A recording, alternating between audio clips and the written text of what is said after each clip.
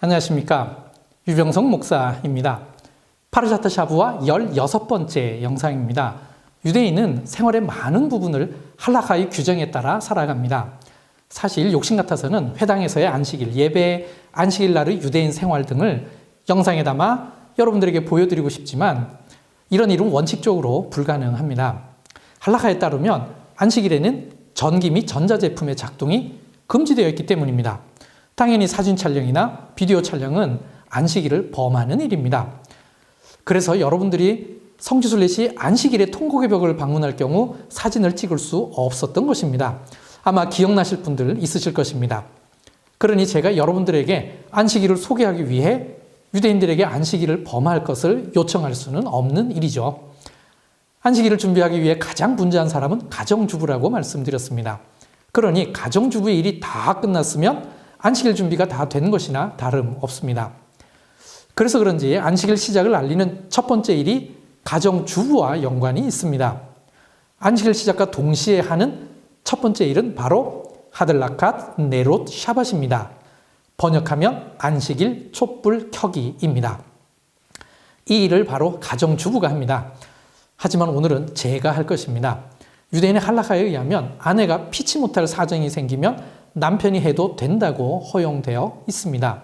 예를 들면 출산 후 누워있거나 다쳐서 도저히 안식일 촛불 켜기를 할 수 없을 경우가 그 경우입니다. 일반적으로는 이렇게 2개의 양초를 준비합니다. 양초도 안식일용으로 해야 합니다. 일반 슈퍼에서 쉽게 구입할 수 있습니다. 이렇게 2개를 하는 것은 하나는 모세오경, 즉 토라를 상징하고 나머지 하나는 선지서와 시가서를 상징하기 때문입니다. 더 많은 촛불을 켜는 것도 허용되고 상황이 안 되면 1개만 켜는 것도 됩니다. 좀 더 형편이 되는 집은 초보다는 올리브 기름을 이용한 등잔불을 사용하기도 합니다.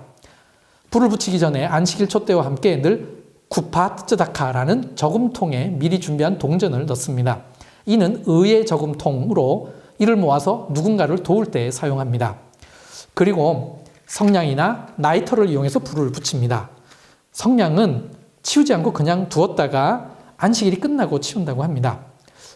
그리고 어떤 집은 좀 작은 촛대를 준비해서 집안의 딸들에게 교육용으로 먼저 붙이게끔 하기도 합니다. 그럼 제가 불을 붙이겠습니다.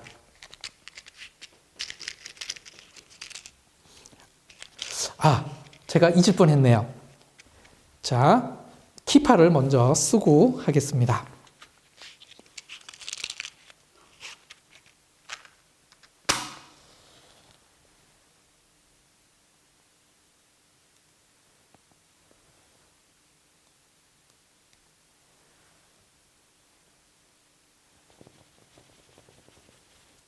이렇게 불이 붙여지면 이 집안은 공식적으로 샤밧이 시작된 것입니다.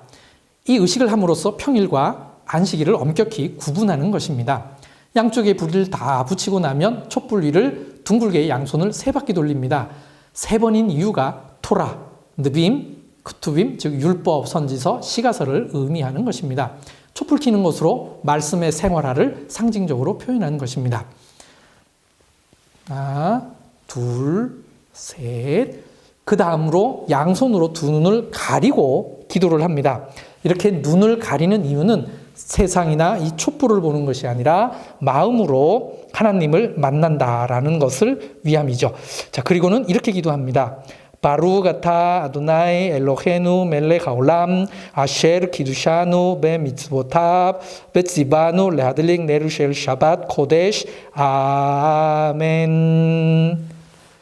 이 기도문을 해석을 하자면 나의 주 당신은 우리의 하나님이며 온 세상의 왕이심을 축복합니다. 그의 계명 속에서 우리를 거룩하게 하셨고 거룩한 안식일을 위한 촛불을 켜라는 것을 우리에게 명령하셨습니다. 아멘. 매주 안식일을 시작하면서 이렇게 신앙 고백하는 것입니다. 그런데 중요한 것은 이게 각 가정에서 이루어진다는 것입니다. 회당이 아니라 각 가정입니다. 이를 통해 안식일의 소중함과 안식일을 지키는 생활을 가정에서 배우고 가정에서 실천하는 것입니다. 우리가 이것을 따라하자는 것이 아니라 이 의식이 갖고 있는 중요한 의미를 살려서 우리의 신앙의 유익으로 삼자는 것입니다. 우리는 안식일이 아니라 주일을 지킵니다. 단지 교회에 출석하는 것으로 주일을 지키는 것이 과연 충분할까요? 한국 교회가 코로나 이후의 사회에서 세상에 빛이 되기 위해서는 분명 중요한 거듭남이 필요하리라 생각합니다. 이 거듭남은 각 가정에서부터 시작되어야 하지 않을까요?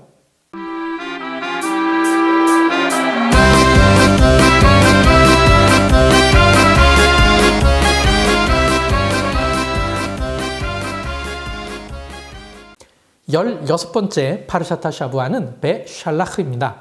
본문은 출애굽기 13장 17절에서 17장 16절까지입니다. 베샬라흐는 성경에 보낸 후에라고 번역되어 있습니다. 베샬라흐의 주요 내용은 다음과 같습니다. 낮에는 구름 기둥, 밤에는 불 기둥, 바로의 추격, 홍해를 건넘, 모세의 노래, 마라의 쓴물을 치료하심, 만나와 메추라기, 마사 또는 무리바 사건, 여호와 니시. 특별히 출애굽기 15장 1절에서 19절에 있는 모세의 노래를 쉬라타얌이라고 합니다. 뜻은 바다의 노래입니다.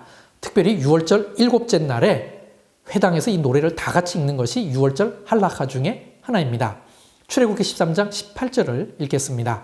그러므로 하나님이 홍해의 광야길로 돌려 백성을 인도하심에 이스라엘 자손이 애굽 땅에서 대열을 지어 나올 때에, 이 구절에 대열을 지어는 히브리어 본문을 직역한 것이 아니라 의역한 것입니다.